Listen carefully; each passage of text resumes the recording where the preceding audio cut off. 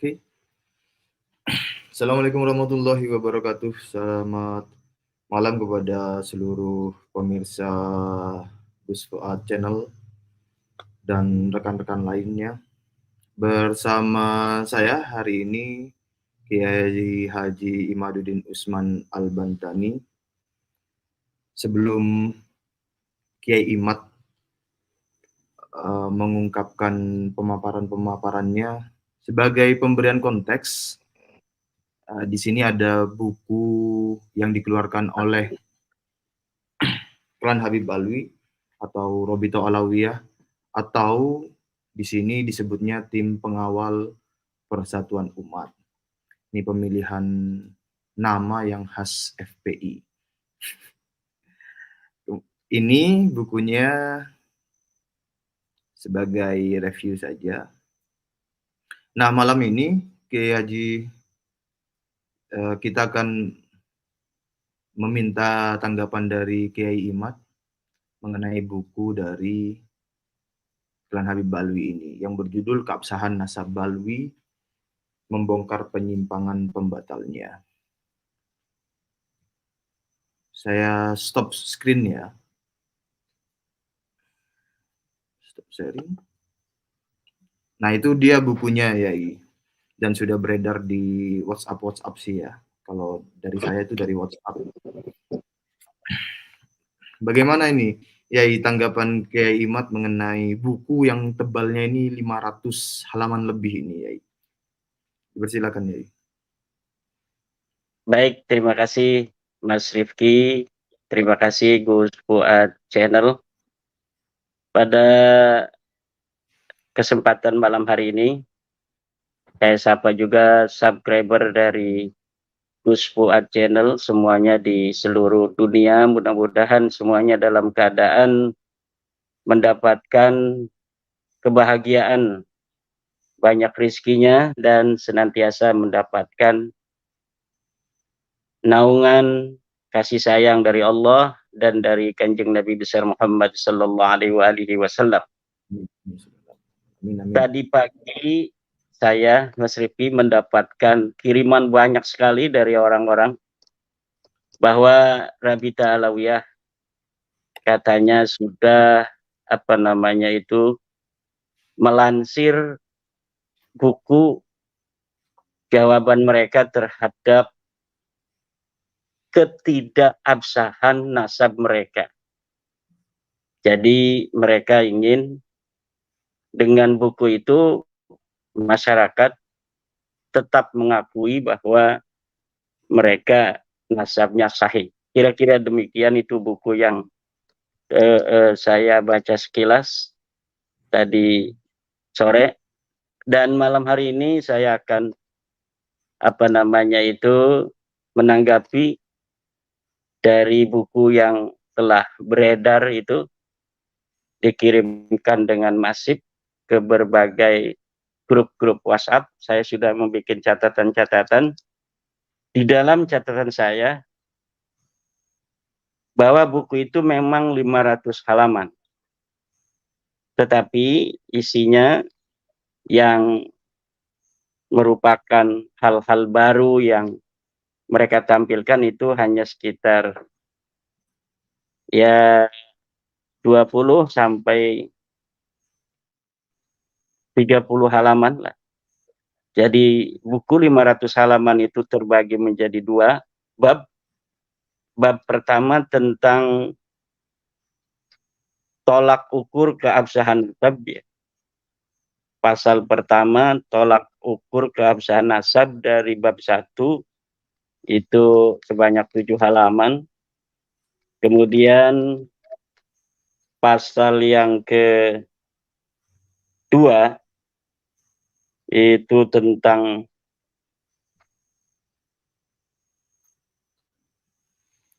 isbat para nasabah non Ba'alawi terhadap keabsahan nasab Ba'alawi versi mereka. Yang pasal ketiga, yang pasal kedua itu sekitar dari halaman 11 sampai 24. Kemudian pasal yang ketiga, pengakuan dan kesaksian para ulama terhadap keabsahan nasab Ba'alawi. Ini pasal ketiga dari halaman 25 sampai halaman 77.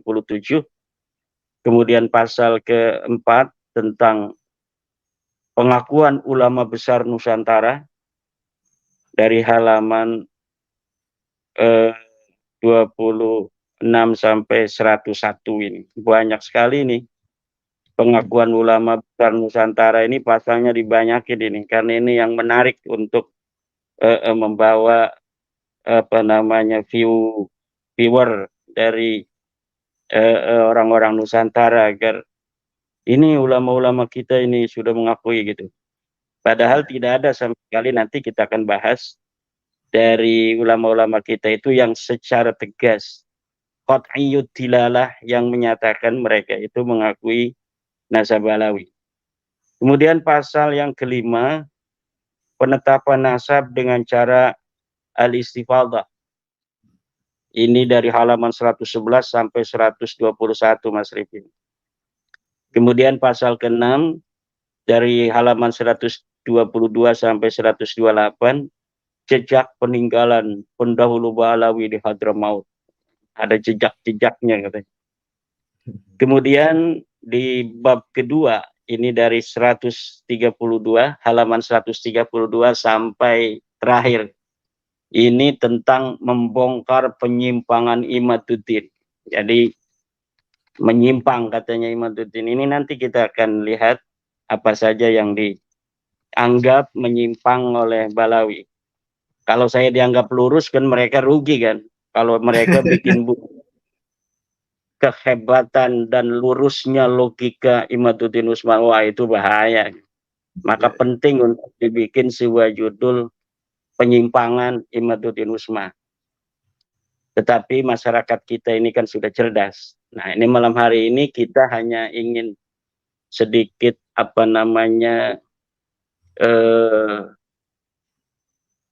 istilahnya itu mengomentari hal yang penting agar masyarakat yang menginginkan saya menjawab itu bisa melihat garis-garis besar apa sebenarnya yang bisa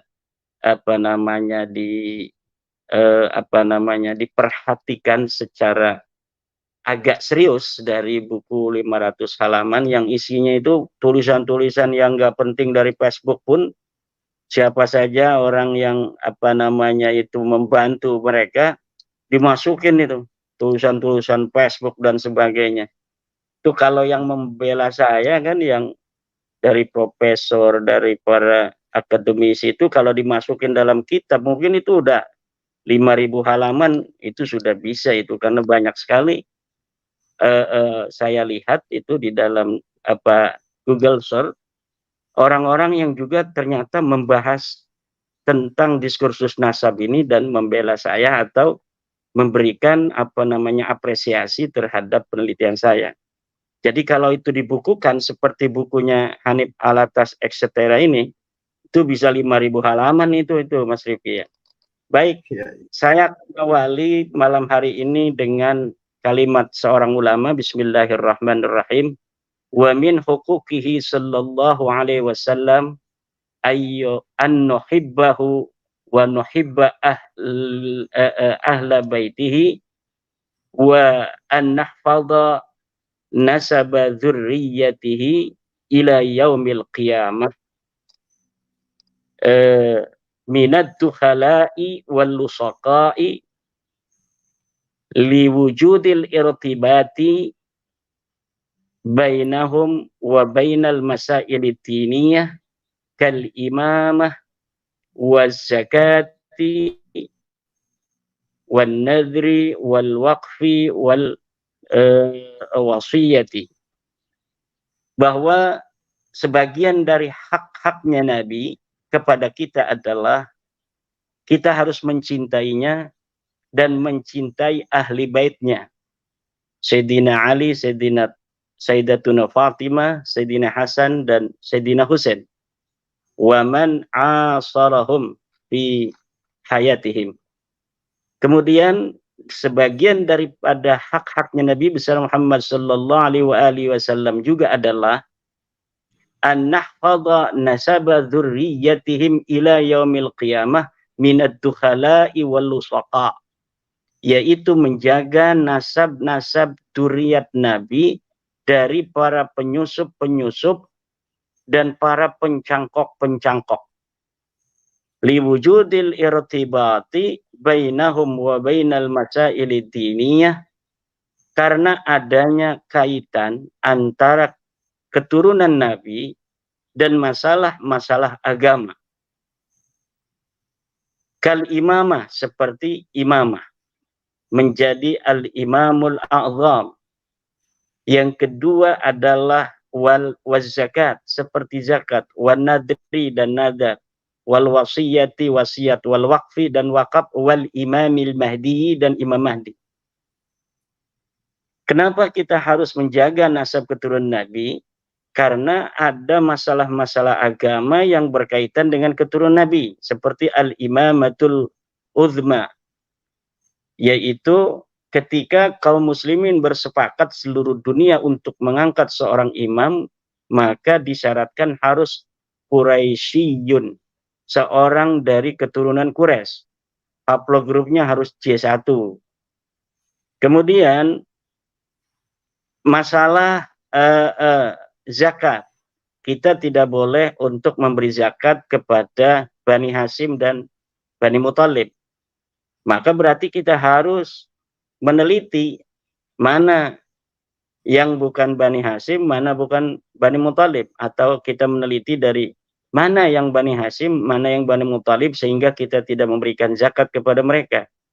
Begitu pula dalam bab nadar, wasiat, wakaf. Orang yang bernadar, saya akan memberikan uang 1 miliar kepada keturunan Nabi yang ada di kampung Bojong Soang. Nah, itu berarti harus tahu mana keturunan Nabi dan mana bukan. Kemudian Imam Mahdi, dan ini yang paling berbahaya ini, Mas Rifki. Imam Mahdi itu akan turun menurut kita Ahlussunnah wal Jamaah di akhir zaman nanti dari keturunan Nabi. Apabila hari ini kita tidak betul-betul untuk meneliti siapa turunan Nabi dan siapa yang bukan turun Nabi, tidak menelitinya kita, maka akan ada orang-orang yang mengaku Imam Mahdi dari bukan turun Nabi. Jadi Imam Mahdi palsu. Kenapa? Konsekuensi logisnya orang-orang yang palsu yang mengaku sebagai turun Nabi itu akan melahirkan Imam Mahdi palsu di masa yang akan datang. Ini sangat berbahaya. Oleh karena itu kewajiban para ulama untuk betul-betul mempunyai perhatian yang sangat serius terhadap orang-orang yang mengaku sebagai turun Nabi. Di masa depan itu tidak akan terlalu berat, Mas Rifki. Kenapa hari ini kita terlalu berat? Karena masyarakat kita belum terlalu dewasa. Tapi di masa depan itu tidak akan sesulit pada hari ini. Kita nggak bakal lagi ngurus-ngurusin yang model Balawi ini, yang sudah ketahuan haplogrupnya G itu. Kalau di masa depan anak-anak kita itu nanti untuk meneliti keturunan baginda Nabi itu dari haplogrup dulu. Kalau haplogrupnya sudah J1 baru diteliti itu secara nasab dan sejarahnya. Kalau haplogrupnya itu sudah bukan J1, udah G begini, harus diabaikan. Nyapain pasti nanti ujung-ujungnya sama juga itu.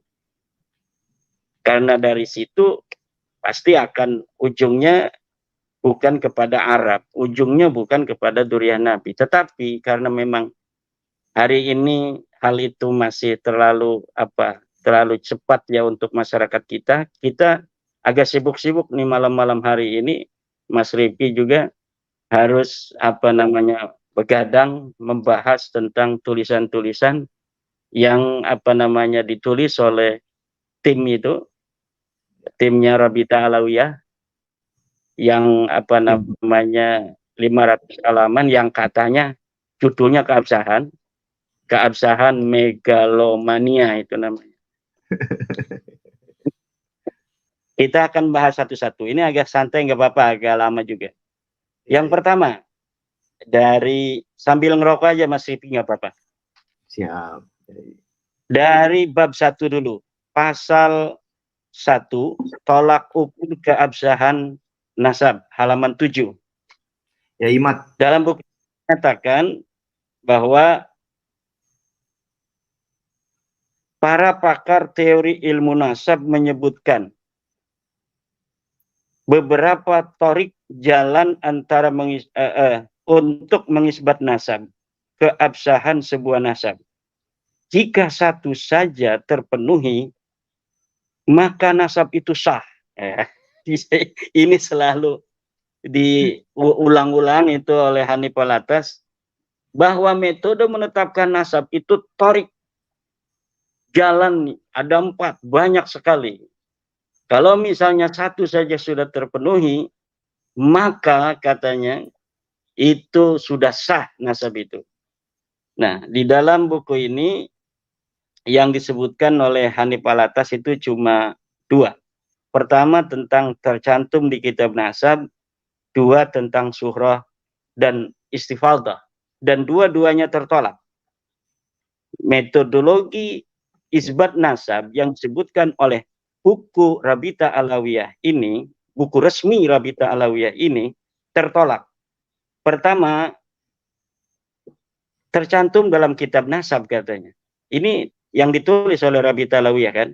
Dalam buku Rabita Alawiyah ini, sebuah nasab harus tercantum di dalam kitab nasab. Sebagaimana kita ketahui, silakan baca buku terbaru saya tentang literatur kitab-kitab nasab dari abad ke-3 sampai abad 13 yang menyebutkan Ba'lawi itu baru kitab Tuhfatul Talib 996 Hijriah, 650 tahun setelah wafatnya Ahmad bin Isa, orang keturunan Nabi asli yang diakui oleh mereka sebagai luhur mereka.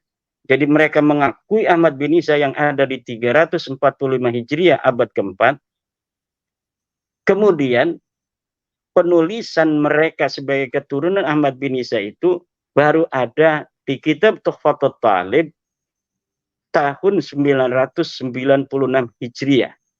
Ada 651 tahun nasab mereka, umudun nasab mereka, nama leluhur-leluhur mereka tidak ada, tenggelam, gelap gulita dari kitab-kitab nasab. Lalu berdasar apa kita mengatakan kitab Tuhfatul Talib itu sah dalam menulis nasab Ba'lawi? Tidak ada. Kenapa tidak ada? Karena dalam kitab Tuhfatul Talib juga itu penulisnya mengatakan saya melihatnya dari sebuah ta'liq, bukan dari kitab nasab. Jadi pertama kali nasab Ba'lawi ditulis di dalam kitab nasab bukan berdasarkan referensi dari kitab nasab sebelumnya, tetapi hanya berdasarkan sebuah catatan kecil yang dilihat oleh As-Samarqandi kemudian dituliskan. Ini namanya seorang an-nasabah al-mutasahil, seorang ahli nasab yang sembrono memasukkan sebuah riwayat yang tidak jelas, riwayat yang tidak ada referensinya, riwayat yang ghair muhaqqaqah, kemudian dituliskan di dalam kitabnya. Kemudian teori surah istifadah yang kedua.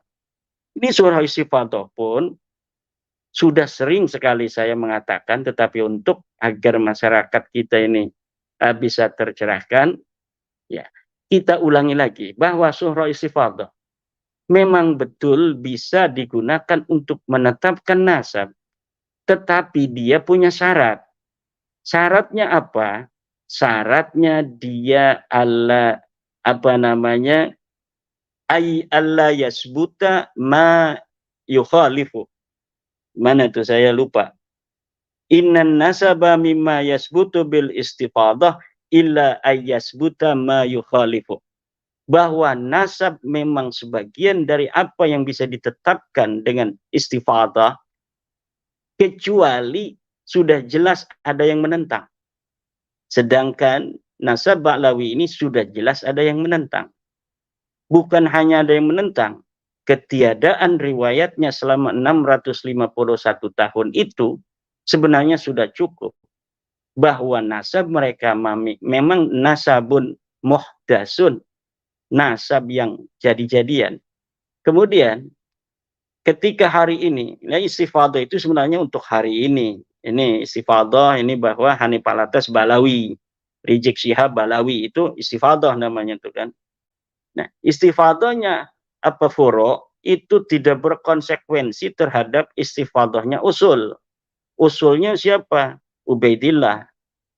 Untuk mengetahui surah istifadahnya Ubaidillah dari mana? Kita harus melihat sekitar zaman Ubaidillah, kitab-kitab yang ditulis di zaman itu. Kitab yang ditulis banyak, tetapi tidak ada satupun yang mencatat. Yang mencatat keturunan Ahmad bin Isa lainnya banyak. Dari mulai abad ke-5 sampai abad ke hari ini. Tetapi yang mencatat bahwa Ahmad bin Isa mempunyai anak Ubaid itu baru di abad 10, 651 tahun. Begitu. Itu teori itu teori yang sudah jelas. Di dalam kitab fikih pun itu Ustadz Ma'ruf Qasin, ya, Kiai Ma'ruf Qasin, Ustadz Yusuf Romli, itu tinggal baca aja tuh seluruh kitab-kitab fikih tentang istifadah, suhrah, tasamu, itu mempunyai syarat yang satu, yaitu dia tidak boleh bertentangan dengan dalil. Adamul mu'arid, adamul dafi, itu istilahnya macam-macam itu. Saya tambahkan lagi nih di dalam kitab Ilmu Nasab, Muqaddimah fi Ilmin Nasab. Idza wujidatir rik'atu as-sahihatu batalat tawaturul mukhalifu. Terlihat di dalam Muqaddimat halaman 72. Idza wujidatir rik'ah, apabila ditemukan sebuah kitab as-sahihatu yang sahih, batalat tawaturu, maka batal itu suhrah istifadah al-mukhalifu yang bertentangan dengan rik'ah yang tadi ditemukan itu. Itu sudah sangat jelas. Ini Hanif Alatas mengutip kitab Muqaddimat, mengutip kitab Rasail, bahkan ditaruh di dalam buku-buku yang tadi itu, yang baru itu ditaruh. Itu saya kadang-kadang ketawa. Itu lafadznya ditaruh, lafadz yang menyerang mereka sendiri itu ditaruh di situ. Itu apa maksudnya itu? Jadi lafadz sebuah kaidah yang sendiri gitu, Mas Rifki. Itu ditaruh di kitab itu, di dalam buku ketidakabsahan nasab Balawi itu gitu, yang 500 halaman. Itu banyak sekali yang menyerang mereka sendiri, kemudian ditaruh di dalam halaman-halaman itu. Apakah menganggap sebenarnya masyarakat kita ini nggak bakal baca itu gitu, hanya melihat tebelnya udah ada jawaban. Mungkin yang diharapkan seperti itu, tetapi kita di dalam untuk memberikan pencerahan terhadap masyarakat ini tidak boleh kita bosan. Kita harus, karena ini masalah berhubungan dengan kemuliaan dan kehormatan keluarga Nabi besar Muhammad SAW. Tidak boleh ada orang-orang yang bukan keturunan Nabi mengaku keturunan Nabi bi ghairi haqqin. Tidak boleh ada orang yang berhaplog grup selain J1 hari ini mengaku keturunan garis laki-laki kepada Rasulullah. Masa ini belum terlalu mengkristal, tapi masa depan tidak bisa lari lagi. Maka menurut saya dengan berbagai macam alasan-alasan yang ditulis itu sebenarnya akan semakin membuat susah bergerak anak cucu mereka di masa yang akan datang. Ini saya bukan nakut-nakutin, tapi memang algoritma masa depan itu seperti itu nanti yang akan terjadi. Ilmu pengetahuan kebenaran itu tidak bisa untuk dilawan dengan sesuatu yang gair mahsus. Ilmu pengetahuan kebenaran itu verifikatif. Hal-hal yang tidak verifikatif masa depan akan ditinggalkan oleh peradaban.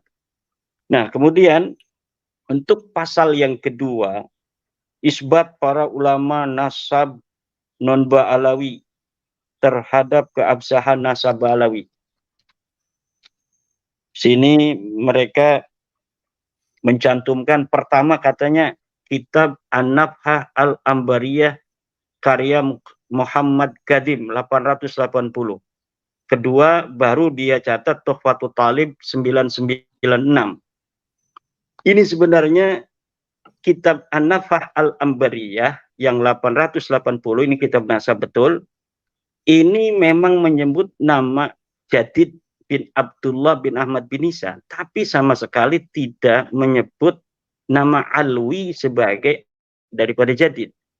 Jadi kitab ini seyogianya tidak dicantumkan sebagai dasar daripada penguat nasab Ba'alawi. Kenapa? Karena kitab An-Nafhah ini bukan dalil untuk seorang Alwi, tapi dia dalil untuk seorang Jadid yang sama-sama dakhil, yang sama-sama da'i, menyusup ke dalam keluarga Ahmad bin Isa. Itu beda-beda. Tidak ada kitab yang menyebutkan sebelum Al-Burqah dan Al-Jarusafab yang mengatakan bahwa Jadid punya adik namanya Alwi, Alwi punya kakak namanya Jadid atau sebaliknya. Ini tidak ada sama sekali.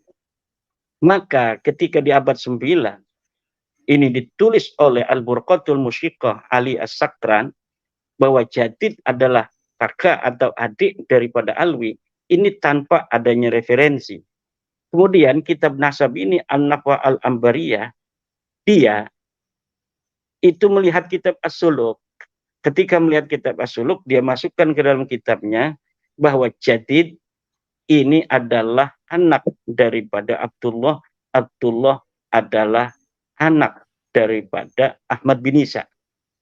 Sama sekali kitab ini An-Nafhah Al-Ambariyah tidak mencatat nama Alwi, keluarga Abdurrahman Segaf. Tidak dimasukkan nama dia.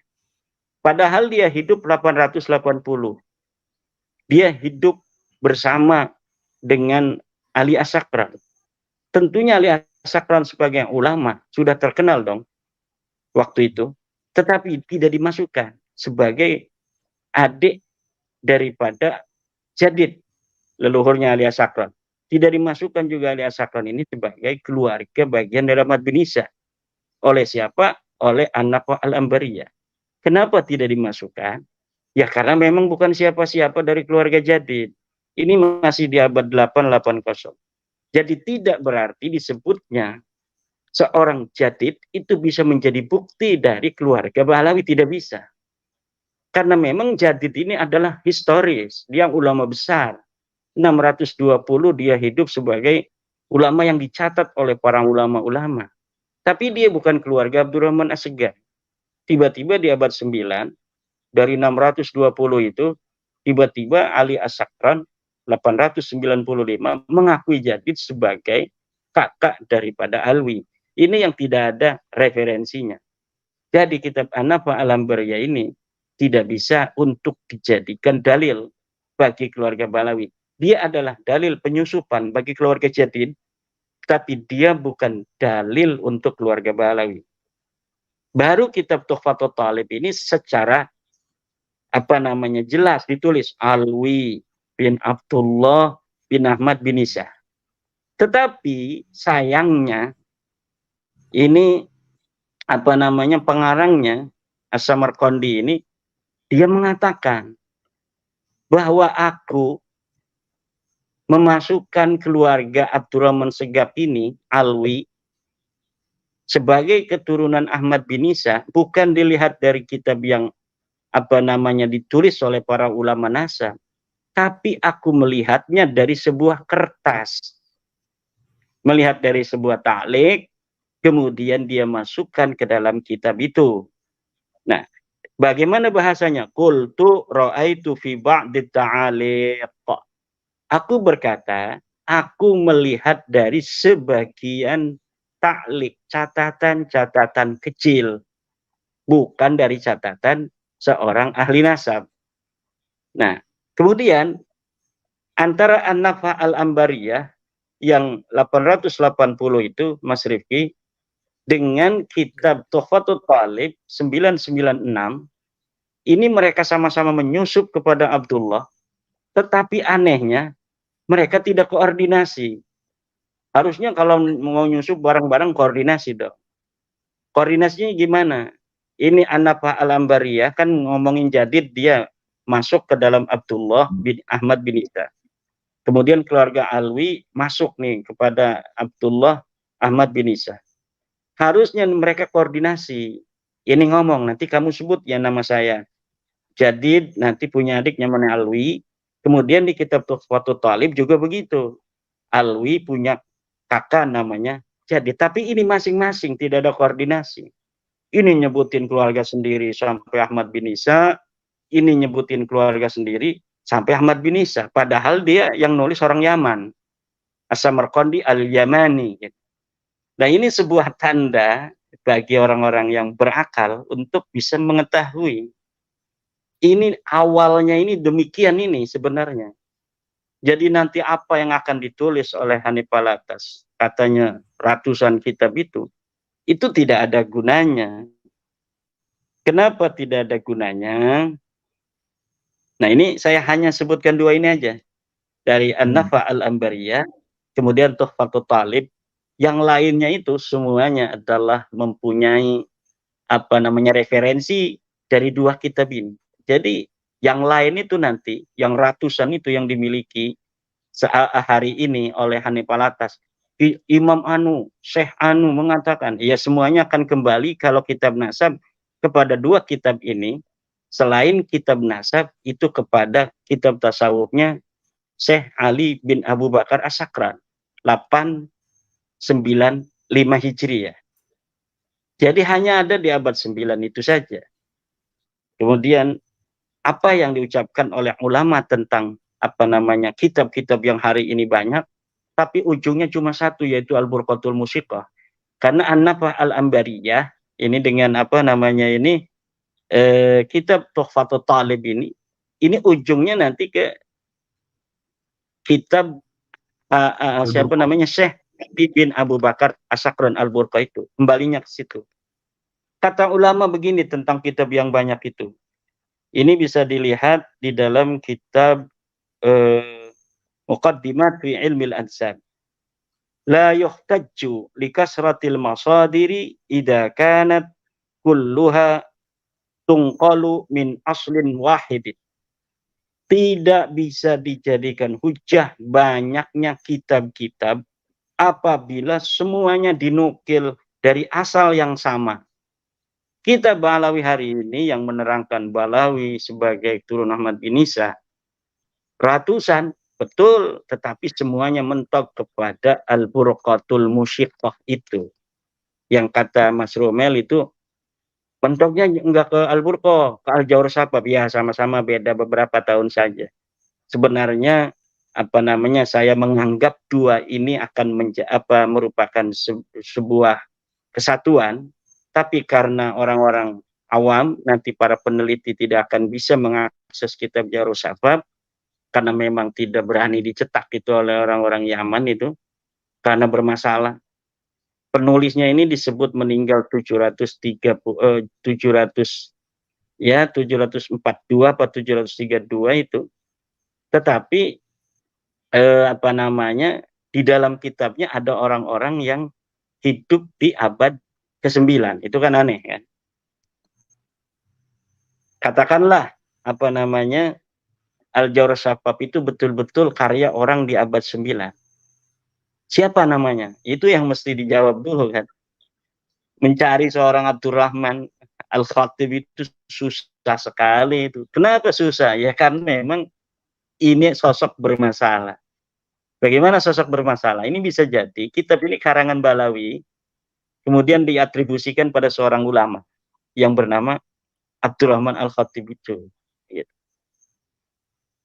Kemudian apakah sebelumnya ini Mas Rifki ada ulasan dulu atau yang perlu ditanya? Ya. Ya, berarti kitab setelah kitab nomor 1 dan nomor 2 ini itu secara prinsipil tidak perlu dibahas ya, karena ujungnya adalah pada kitab poin nomor 1 dan poin nomor 2, yaitu An-Nafhah dan Tuhfatut Thalib, di mana kitab An-Nafhah, Al-Ambariyah, dan Tuhfatut Thalib itu bersumber ke Al-Burqah, Al-Musiqah, Al-Asakron, begitu ya? Iya. Iya, tetapi di dalam ilmu nasab ini ada sebuah kaidah bahwa yang bisa untuk menetapkan nasab itu adalah kitab-kitab yang kutiba alal maksud, yaitu ditulis dengan dasar untuk menetapkan nasab. Ya, makanya kenapa ini yang disebutkan oleh Hanif Alatas CS ini kitab nasab terlebih dahulu, karena dalam kaidah nasab yang bisa mengisbat nasab hanya kitab-kitab nasab. Kitab-kitab yang ditulis bukan untuk mengisbat nasab seperti kitab tasawuf, kitab sejarah, kitab tarajim, itu sama sekali tidak bisa untuk mengisbat nasab. Yang bisa mengisbat nasab adalah kitab-kitab nasab. Dan kitab nasab yang pertama kali ditulis ya berbarengan dengan hidupnya Ali Asakron juga, 880, ya kan? Kemudian Tuhfatut Thalib itu agak tuahan sedikit, agak mudaan 996. Nah, kemudian Ali Asakron kan 895 itu. Jadi upak-upaknya itu di masa-masa itu tuh, masa fabrikasi nasab ini gitu. Makanya Al-Burqah itu walaupun secara historis lah bisa untuk dikatakan orangnya ada kan. Jadi kitab sejarah hanya untuk bisa mengatakan historis apa tidak ini orang. Apakah dia sosok historis, apakah dia sosok ahistoris. Sampai kepada derajat fiktif itu bisa untuk kita melacak seseorang itu dengan metodologi teori ilmu sejarah. Ya, maka Al-Burqah, dari Al-Burqah ke Ahmad bin Isa itu 551. Ini saya menurunkan standar sebenarnya. Ketika kita mengatakan 550 tahun itu menurunkan standar agar memberikan napas bagi Balawi dan pembelanya untuk mencari kitab-kitab nasab dan juga kitab-kitab sejarah, untuk mencari kitab-kitab sejarah. Tetapi hari ini kita bisa dapat melihat bahwa memang tidak ada. Jangankan kitab-kitab nasab, sejarah, kitab sejarah yang banyak begitu dari abad ke-3, ke-4, ke-5, ke-6, ke-7, 8, 9, 10. Itu tidak ada yang menyebut mereka itu sampai abad 9, tidak ada. Tidak ada. Kemudian di abad 8 banyak yang menyebut jadid itu Al-Ataya As-Saniyah kan. Kemudian As-Suluk, tetapi tidak menyebut ke Alwi karena memang bukan siapa-siapa. Alwi dan jadid itu tidaklah bersaudara, tidak ada. Nah, itu di pasal kedua ini Mas Rifki ini sudah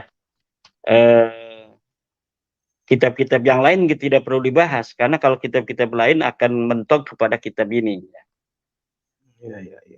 Yang pasal ketiga ini dari halaman 25 sampai 77, yaitu tentang pengakuan dan kesaksian para ulama terhadap keabsahan nasab Balawi. Ini kitab-kitab atau manuskrip palsunya Mas Rumel masuk nih di sini nih, udah dibahas semua kan sama saya itu. Di dalam buku kemarin sengaja itu saya, karena saya sudah dapat untuk bisa mengira-ngira bahwa yang akan ada di bukunya Hanif Alatas etc. itu tidak akan ada yang lain. Maka saya persiapkan itu untuk imunisasi bagi masyarakat dulu sebelum datangnya penyakit ini gitu. Jadi mereka sudah mempunyai imunisasi. Jadi penyakitnya datang belakangan, imunisasinya sudah ada. Jadi nggak mengefek gitu kan. Satu yang disebutkan, katanya ada Hasan bin Muhammad Al-Alal 460 Hijriah. Sudah ada 460 Hijriah keluarga Balawi disebutkan, namanya Hasan Muhammad Al-Alal. Hasan Muhammad Al-Halal itu bukan siapa-siapanya Balawi. Dia cucunya Ahmad bin Isa asli dari Muhammad Abu Ja'far. Namanya anak Ahmad bin Isa kan Muhammad tuh. Ini keturunannya nih Hasan Al-Halal. Sebutkan 460 Hijriah. Punya sanad yang menyebut nama daripada Ubed segala macam. Itu sudah terbukti. Sanad palsu tulisan Salim bin Jindan. Tahun 1969 beliau wafat. Beliau orang baik, orang soleh di dalam hal lain. Tapi dalam sejarah dan sanad hadis tidak boleh dijadikan pegangan. La yuhtajju bih, tidak bisa dijadikan pegangan, wala yu'tamadu alaih, dan tidak boleh dijadikan tetegenan.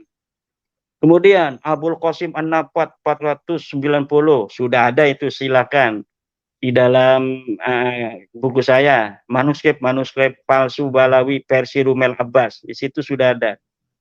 Hasan bin Rashid ada juga tuh di kitab saya itu, di buku saya, silakan lihat itu para netizen. Dan Hasan bin Rashid ini bukan manuskrip palsu, ini manuskrip benar, tetapi menerangkan tentang jadid. Jadid itu sekali lagi tidak ada kaitan dengan Alwi. Dia tidak punya kakak namanya Alwi, atau tidak punya adik namanya Alwi. Jadid dan Alwi orang lain.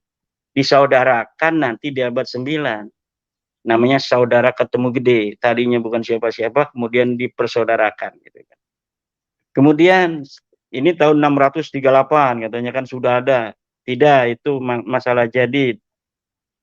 Kemudian keempat, manuskrip Syekh Umar bin Sa'ad 667, sanad palsu, sudah saya bahas juga dalam kitab saya. Al-Ataya As-Saniyah 778, kitab asli tapi menerangkan jadid, bukan menerangkan tentang Alwi, tidak ada kaitan jadid dan Alwi. As-Suluk 732, betul ada itu kitab asli tapi tidak menerangkan Alwi, itu menerangkan jadid, tidak ada kaitan jadid dengan Alwi. Nah, sampai di situ saja kitab-kitab non nasab yang di bawah abad ke-9. Yang lain itu yang 180 itu semuanya akan kembali kepada Al-Burqatul Musyiqah 895 Hijriah dan tidak bisa dijadikan patokan sebagaimana kaidah yang telah saya sebutkan, la yuhtajju li kasratil masadir idza kanat kulluha tunqalu min aslin wahidin. Tidak bisa dijadikan hujjah banyaknya kitab-kitab apabila ya sesuatu kitab-kitab itu yang banyak itu diambil dari sebuah sumber yang sama, satu sumber. Tidak bisa dihitung walaupun jumlahnya 180 kitab. Bahkan kitabnya itu ada 2.000 kitab, 10.000 kitab, 1 juta kitab. Itu tidak bisa untuk dijadikan pegangan. Karena asal dari kitab itu semua satu, yaitu Al-Burqatul Musyiqah. Kemudian tentang pasal selanjutnya, pasal 4 dari halaman 101. Pengakuan ulama besar. Oh, mangga.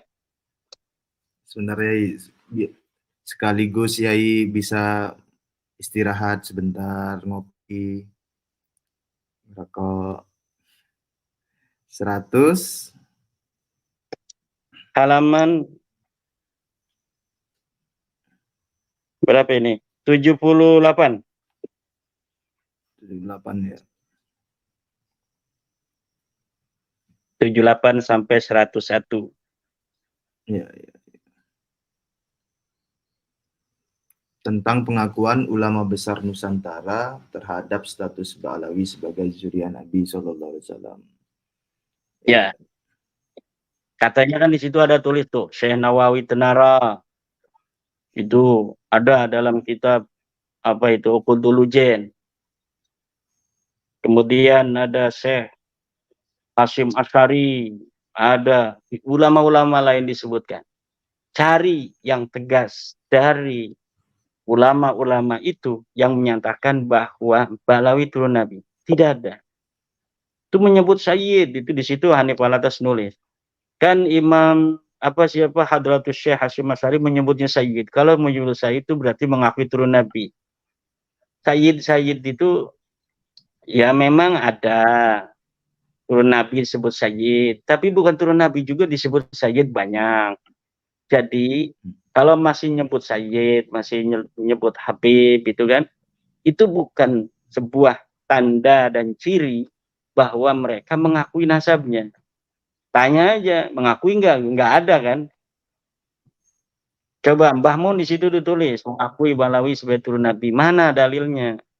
Kalau Mbah Mun mengakui bahwa Sunan Kudus itu turun Nabi, saya punya dalilnya. Ada videonya. Tapi kalau Mbah Mun mengakui ini Habib ini adalah turun Nabi, tidak ada itu dalilnya. Kemudian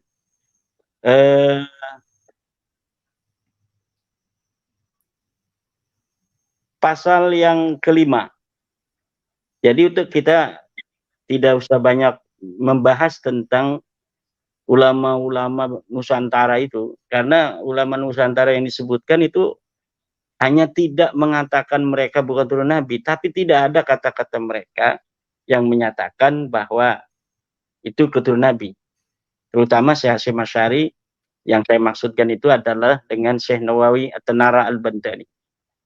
Termasuk Mbah Mun, 3 orang itu. Kalau yang lain itu ya kurang terkenal gitu kan. Pasal yang kelima dari 111 sampai 121.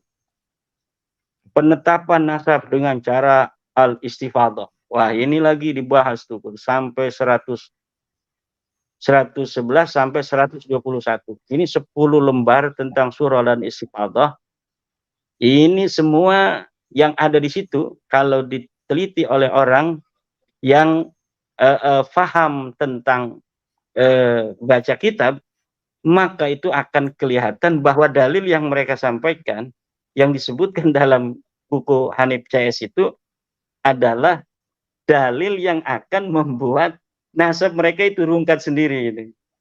Itu kalau dibaca kemudian dipahami dengan teliti dan dengan pemahaman yang benar.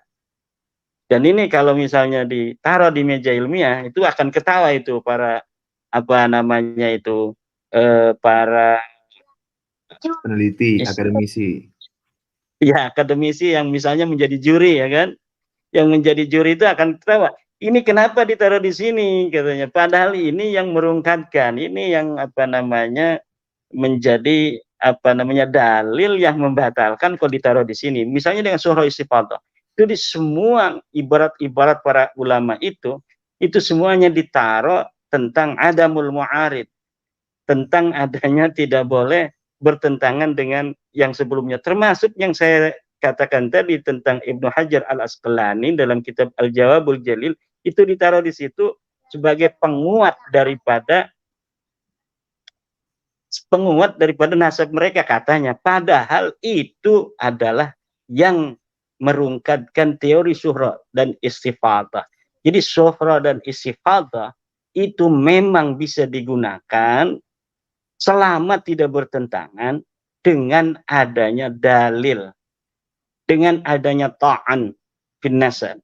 Kalau adanya ta'an fin nasab, dalil atau pengingkaran daripada orang yang disuhrokan, misalnya seorang anak sudah suhroh sebagai anak daripada si fulan, kemudian tiba-tiba fulan mengatakan sebenarnya dia itu bukan anakku, maka itu sudah gugur semua itu suhroh dan istifadhah atau tasamu itu sudah tidak bisa lagi digunakan. Nah, itu dalilnya semua di situ. Ada di dalam buku ini nih. Kemudian ada, ya. Saya cari-cari belum ketemu. Situ bahasa Arab. Itu iya. Kan itu nanti akan waktunya panjang.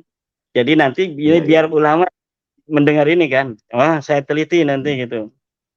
Di situ semua ibarat-ibaratnya itu yang mengatakan surah istifadhah boleh digunakan selama tidak ada penentang. Semuanya ada di situ. Kemudian pasal yang ke-6 tentang jejak peninggalan pendahulu Ba'alawi di Hadramaut 122 sampai 128. Ini hanya ada beberapa lembar ya, 6 halaman jejak peninggalan pendahulu Ba'alawi di Hadramaut. Apa jejaknya? Ada makam, ada rumah, ya kan? Ada masjid. Ya. Bagaimana orang yang tidak jangan ngomong. Orang yang tidak berhijrah ke Hadramaut bisa punya makam di Hadramaut, bisa punya rumah di Hadramaut. Ini bagaimana ceritanya? Mereka belum bisa untuk membawa dalil tentang hijrahnya Ahmad bin Isa ke Hadramaut. Sekarang sudah berjalil dengan adanya rumah, adanya masjid, adanya makam yang diatribusikan sebagai makamnya Ahmad bin Isa. Kan ini aneh. Kemudian bab yang kedua 132. Ini bab kedua halaman 132. Ini serius ini, dari 132 sampai 500, halaman 500 itu membicarakan saya. Jadi ini sudah jelas. Nama saya itu Mas Rifki tidak akan lekang dimakan zaman, sudah ada ditulis di sini nih. Yaitu membongkar penyimpangan Imaduddin. Ada 9 poin yang Hanif Alatas CS ini ungkapkan dari penyimpangan Imaduddin. 1. Mengkaji nasab dengan mengabaikan dan menabrak tatanan ilmu nasab. Sudah saya jawab di dalam kitab metode menetapkan nasab, menurut kitab Rasail fi Ilmil Ansab. Silakan baca.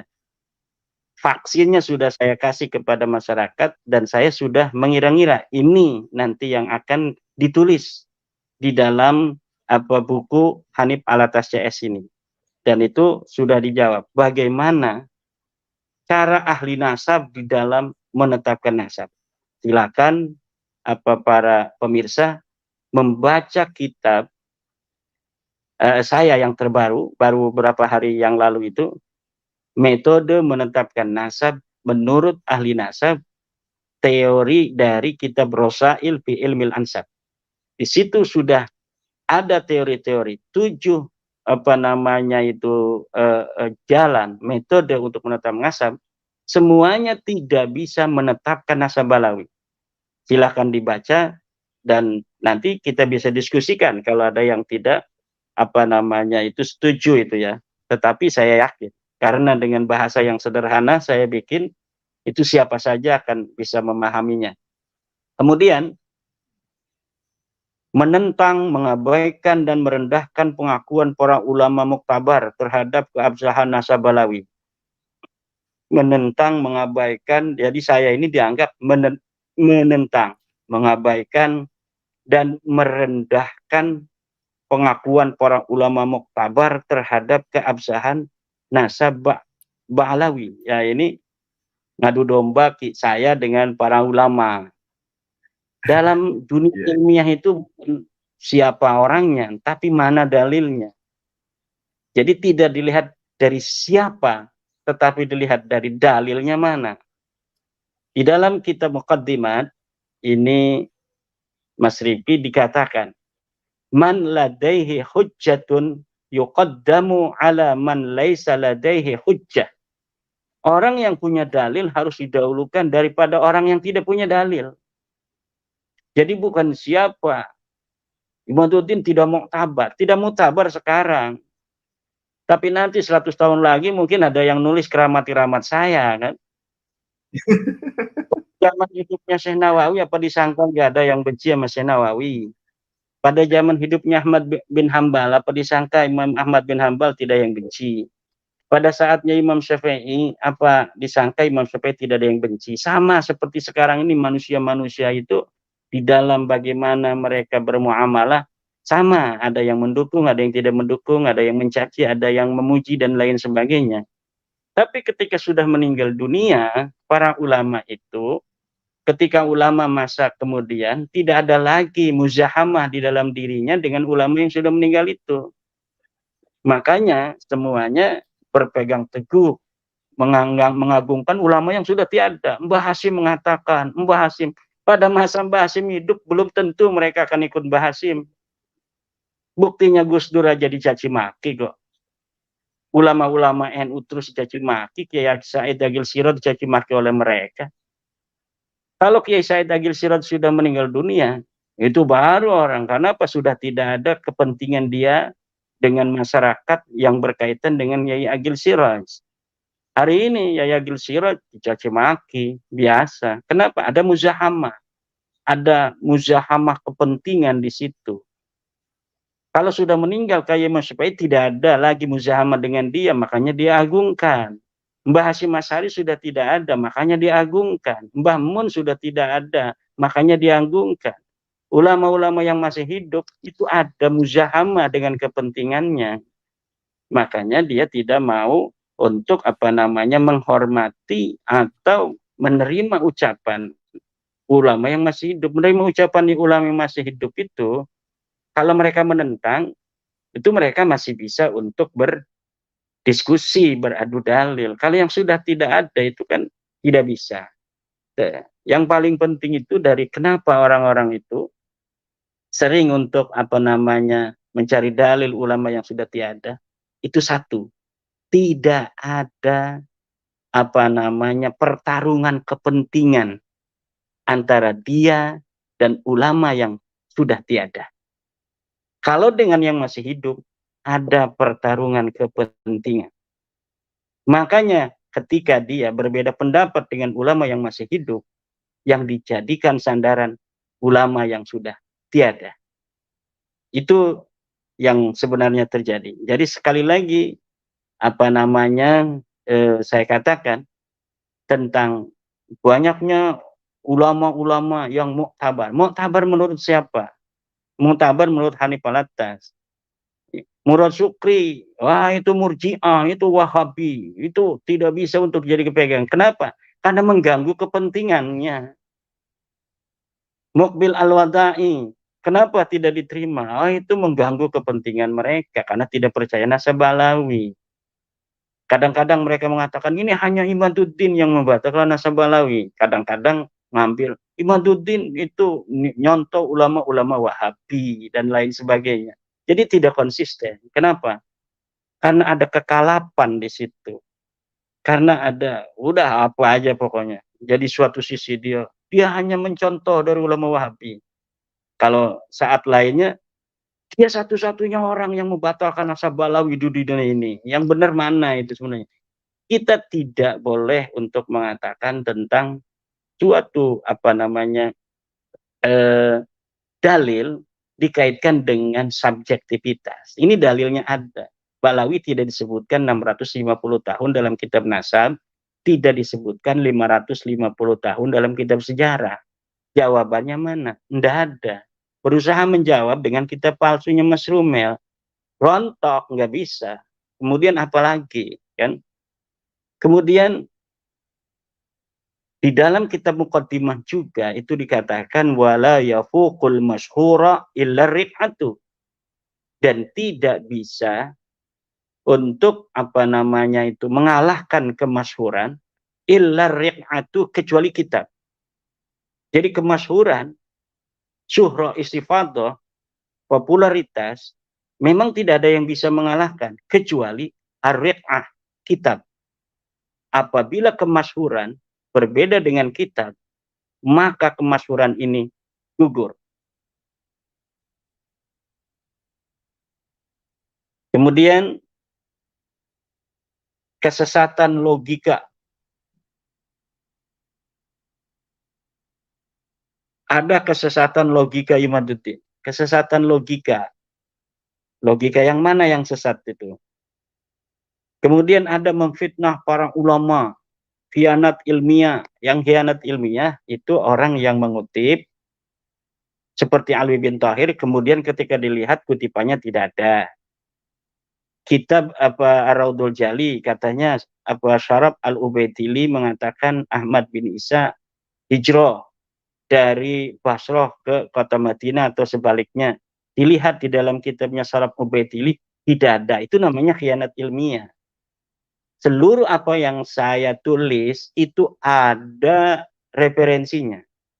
Bahkan referensinya itu sengaja saya berikan referensi semuanya kebanyakan yang bisa diakses di dalam internet. Kenapa? Supaya semua bisa mengakses. Saya punya kitab-kitab ini misalnya contoh kitab Qiladatun Nahar, kitab ini lagi nih Tarikh Hadramaut yang versi cetak, semuanya saya punya. Ini ada kitab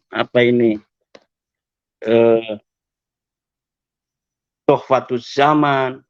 Tapi ketika saya lihat berbeda dengan di internet halamannya, maka saya abaikan kitab-kitab saya versi cetak, saya mengambil versi internet untuk apa? Agar mudah diakses oleh siapapun. Itu. Sebentar lagi Mas Riki. Kemudian melakukan kebohongan publik. Wah, itu melakukan kebohongan publik itu di situ ditulis. Salah satunya adalah mengatakan tentang akun Facebooknya Mufti Yaman. Itu sebenarnya ketika saya mengatakan akun Facebook Mufti Yaman, itu lagi bercanda dengan Mas Rumel. Jadi saya itu biasanya tasabut ketika ini bener apa enggak. Tapi ketika Mas Rumel dia udah masuk duluan, menganggap itu akunnya Mufti Yaman, dia bertanya kepada Mufti Yaman itu yang ada di Facebook, bagaimana tentang Nasabalawi segala macam gitu kan. Saya ketawa kan, jadi kita roasting gitu. Jadi itu bukan kita percaya bahwa itu akun Mufti Yaman, tapi kita lagi nyandain Mas Rumel, seorang peneliti, kok tidak teliti langsung tanya-tanya kepada Mufti Yaman yang punya akun tanpa mentasabut, memverifikasi terlebih dahulu, itu akun Mufti Yaman ataukah bukan. Sebenarnya demikian kan. Dan saya di dalam meneliti ini tidak berpatokan terhadap pendapat orang yang sebelumnya itu membatalkan juga. Kenapa? Karena fokus daripada yang saya teliti itu berbeda dengan ulama-ulama yang selanjutnya. Detailnya pun berbeda. Orang-orang yang terlebih dahulu itu memang punya jasa besar terhadap apa yang saya teliti ini. Tetapi bukan berarti sama. Jadi ketika misalnya mereka dapat menjawab dari ulama-ulama sebelum saya, itu tidak akan bisa menjawab apa yang telah hari ini saya simpulkan. Kenapa? Karena memang walaupun ada kesamaan, tetapi tidak persis sama. Di dalamnya ada penambahan data-data yang lebih akurat, penemuan-penemuan baru, gitu kan. Kemudian, Yai Mat, ya,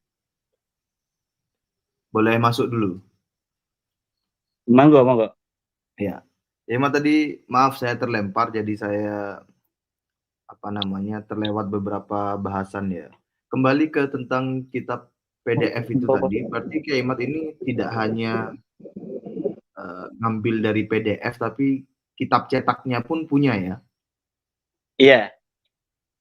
Oh iya. Saya kitab cetak itu lama udah punya, tetapi ketika saya melihat di dalam internet, yang versi di internet itu dalam arsip, dalam kitab-kitab yang bisa digapai oleh para orang-orang yang tidak punya kitab, berbeda. Saya akan mendahulukan halaman yang ada di dalam internet, kecuali memang tidak ada di internet itu yang bisa diakses oleh semua orang, maka kemudian saya menggunakan halaman versi cetak ini.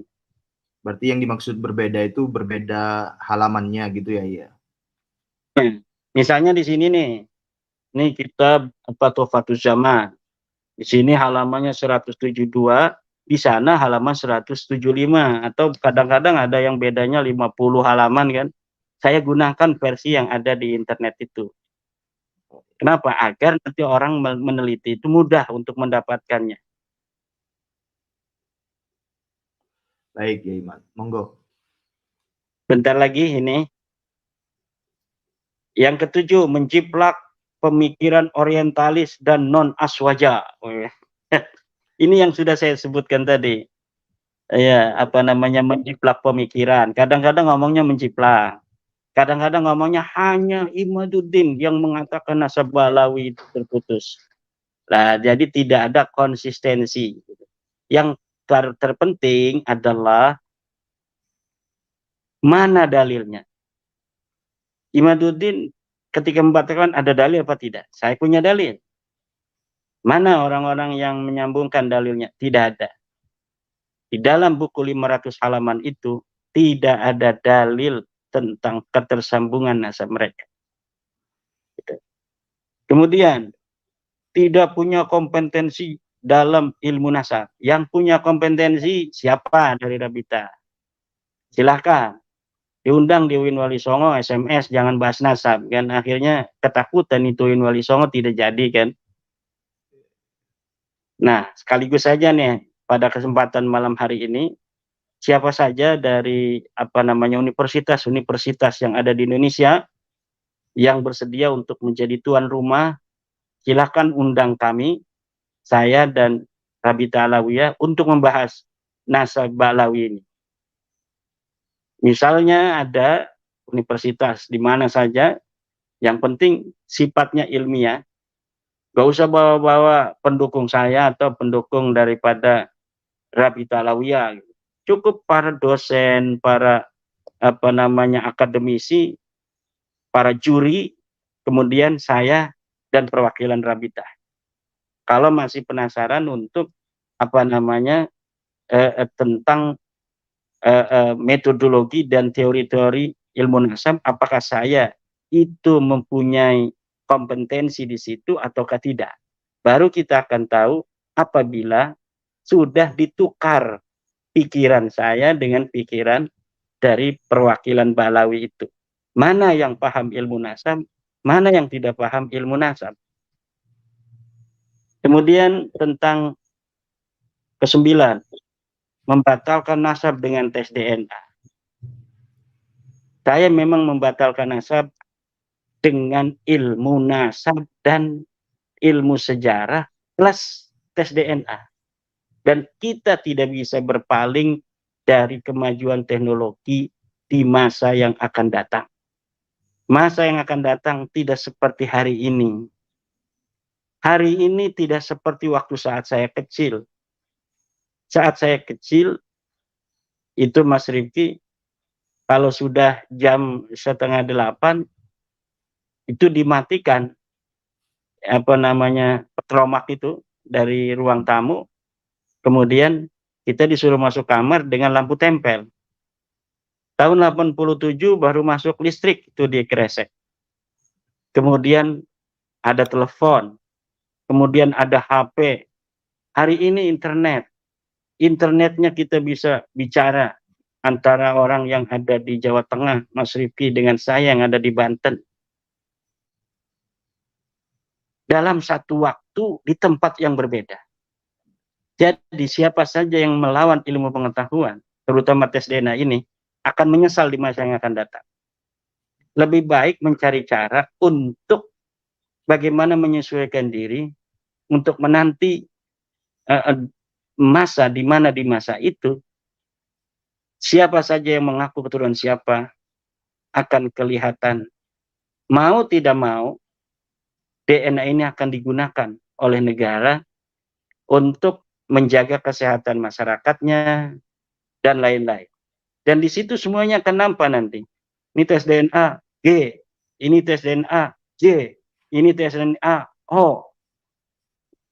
Nggak bisa lagi hari itu untuk mengelak lagi. Jadi tidak ada lagi bagi kita seharusnya untuk bersiap-siap menanti masa yang penuh dengan kemajuan di masa yang akan datang. Jangan bikin susah anak cucu kita. Kemudian ini sudah selesai, ini membatalkan nasab dengan tes DNA. Juga ada satu yang ditampilkan tadi saya lupa oleh buku Mas Hanif Alatas itu tentang banyaknya stempel-stempel dari Raja Al-Qaitiyah dengan Raja Al-Kasiriyah 100 tahun yang lalu sudah tanda tangan katanya. Begini, di dalam teori ilmu nasab nih, dalam kitab ilmu nasab yang ada di dalam Muqaddimat fi ilmin nasab, la ibrata bi kasrati tawaqi'i illam yakunin nasabu sahihan. Tidak ada gunanya banyaknya tanda tangan kalau nasab itu tidak sahih. Fakasratu tawaqi'i la tasihhu la tusahhihu khata'an wa tawqi'u hujjatun ala man waqa'a la hujjatun ala ghairi. Banyaknya tanda tangan itu tidak mensahihkan nasab yang salah, dan penandatanganan itu hanya hujjah bagi orang yang tanda tangan, bukan hujjah bagi orang yang tidak tanda tangan. Nasab Balawi itu 100 tahun yang lalu, 1900-an, itu ditanda tangan oleh Al-Kathiri, oleh Marga Al-Kathiri. Nah, itu dijadikan dalil dalam buku itu tuh. Nah, di dalam kitab Muqaddimat ini sudah ada ternyata bahwa penanda tangan itu berkonsekuensi dengan tanda tangannya.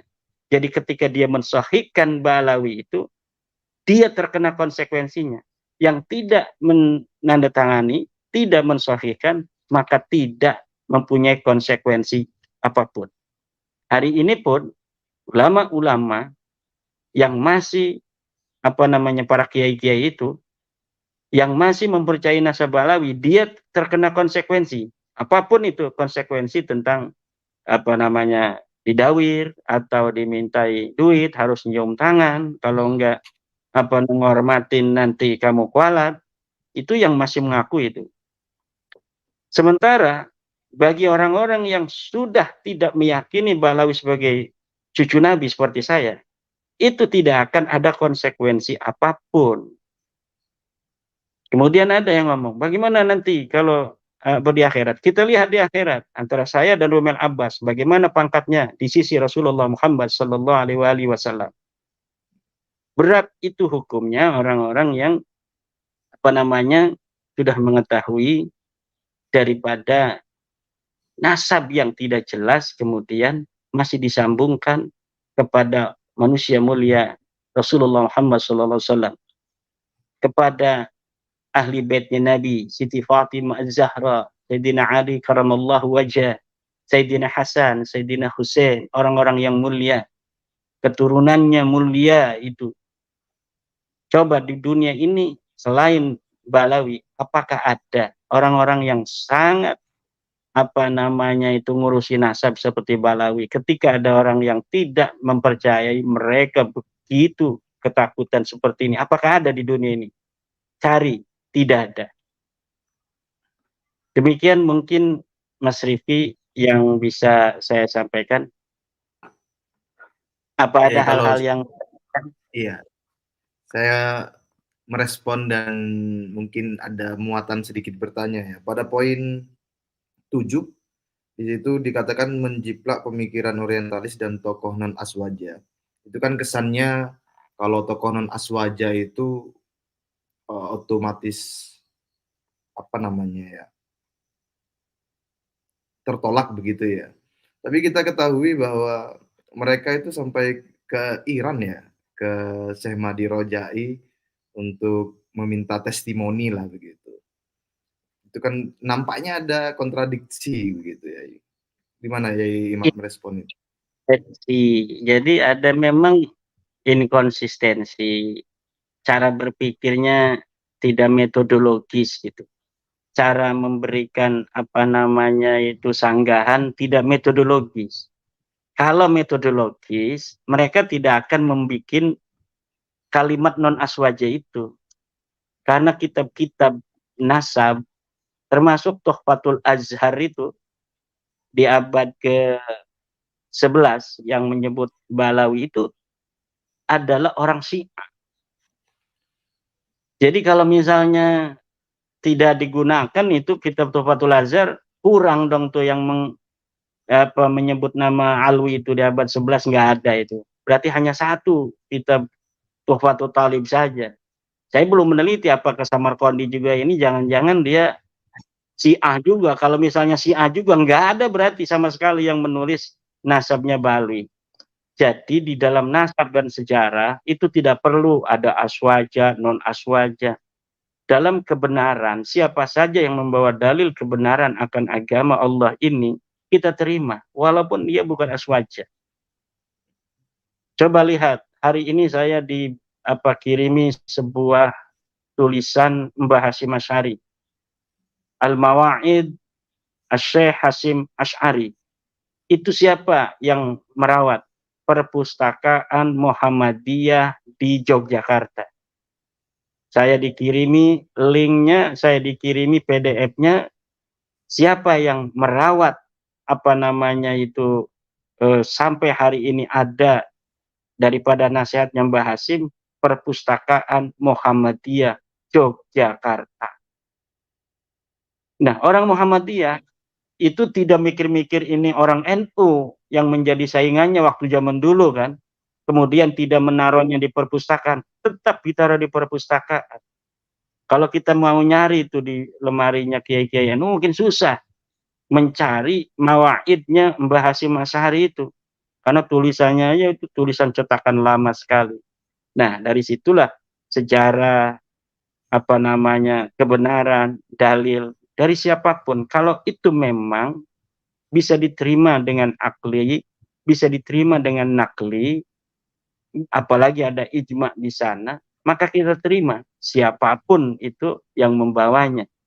Jadi orang-orang yang membentur-benturkan non aswaja dan sebagainya, karena dia sudah mencatat ini aswaja versi dia kan beda kan. Versinya harus ada versi-versi yang lain itu aswaja. Oh itu aswaja juga liberal nanti kan begitu. Ini ada lagi ulama yang mendukung, wah ini Kiai Said Agil liberal, ini Kiai Marzuki Mustamar liberal. Dari mana Kiai Marzuki Mustamar liberal kan? Roma Irama, oh dia pedangdut. Pedangdut bukan sembarangan, rajanya. Ini raja dangdut, jangan sembarangan. Ulama, kiai dari zaman dulu dia itu berdakwah kan. Ini kalau yang tidak mendukung nanti akan mendapatkan serangan dari pribadi, dari hal-hal lainnya, kredensi dan sebagainya. Tapi kalau yang mendukung mereka dibesar-besarin, walaupun hanya seorang TikToker itu akan dianggap ulama gitu, dibawa-bawa kemana-mana sekarang. Ya, dia bukan majelis ulama di kecamatan Acan kan, nggak ada di struktur NU, nggak ada di struktur kecamatan sebagai misalnya di majelis ulama kecamatan. Nah, kalau misalnya ada orang yang di majelis ulama kecamatan itu berarti udah diakui itu, karena tidak mungkin sesuatu yang bersifat umum, yang bersifat sebuah jabatan strategis, misalnya komisi fatwa kecamatan gitu, itu tidak mungkin dia sembarangan untuk angkat oleh ulama. Tapi karena mendukung dia walaupun tidak tercatat sebagai pengurus MUI kecamatan, tidak tercatat sebagai ranting NU di kampungnya, dibesar-besarin hanya TikToker. Untuk apa? Karena untuk literwij, untuk agar iklan untuk mereka. Demikian Mas Rifki. Yai, satu lagi boleh Yai? Boleh.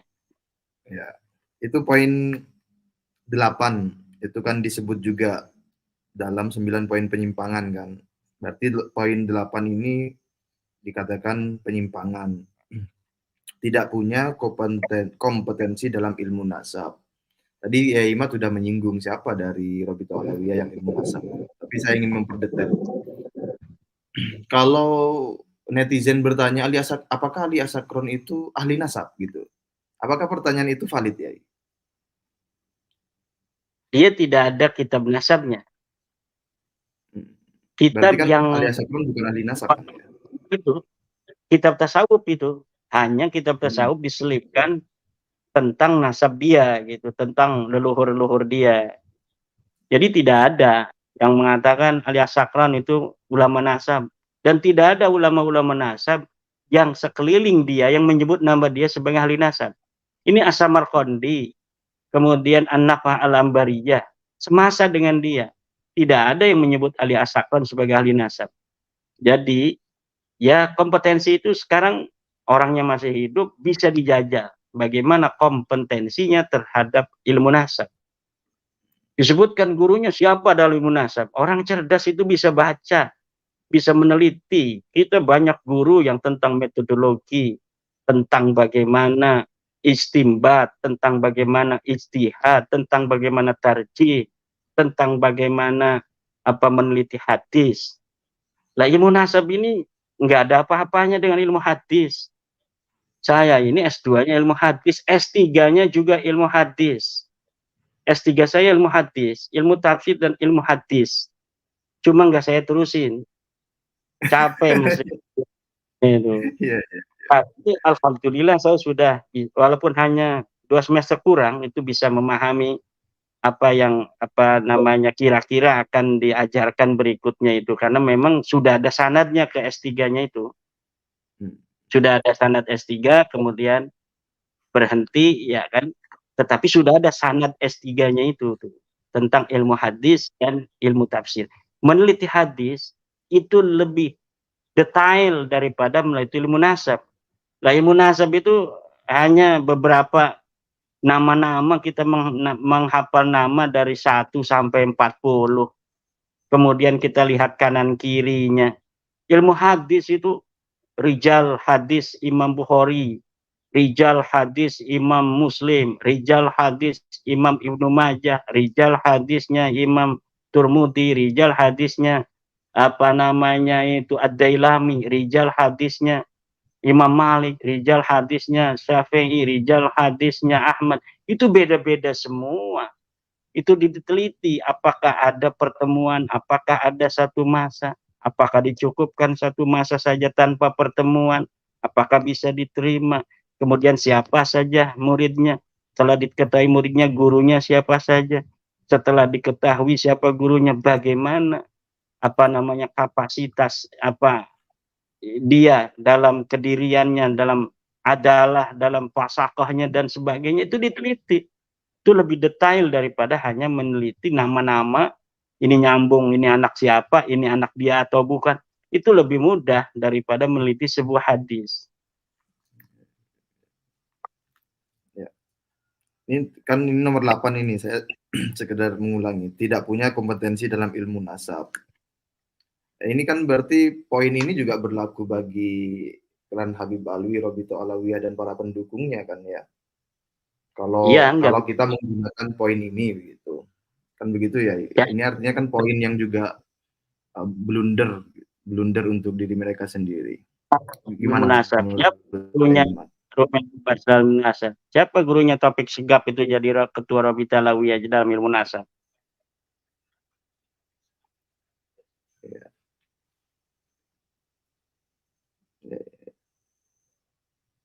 Halo, Yai? Masih bersambung? Ya, saya lagi ngelihat Mas Rifki yang... Gimana ya? Putus-putus. Kayaknya udah cukup, Mas Rifki. Oh ya, cukup. Baik, terima kasih ya Imat atas penjelasannya. Kita mungkin lanjutkan di perbincangan berikutnya. Terima kasih juga kepada seluruh audiens yang menonton, yang mengkaji. Silakan dikaji secara teliti, secara seksama.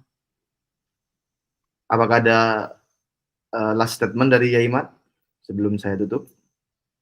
Baik. Demikianlah yang bisa saya sampaikan dalam sedikit mengulas kulit-kulit dari buku yang diterbitkan secara resmi oleh tim dari Rabita Alawiyah detailnya nanti akan saya sanggah di dalam kitab, catatan-catatan di dalam sebuah kitab atau sebuah buku. Terima kasih Mas Rifki. Baik, terima kasih Kiai Mat. Terima kasih pada seluruh audiens. Kami akhiri. Assalamualaikum warahmatullahi wabarakatuh.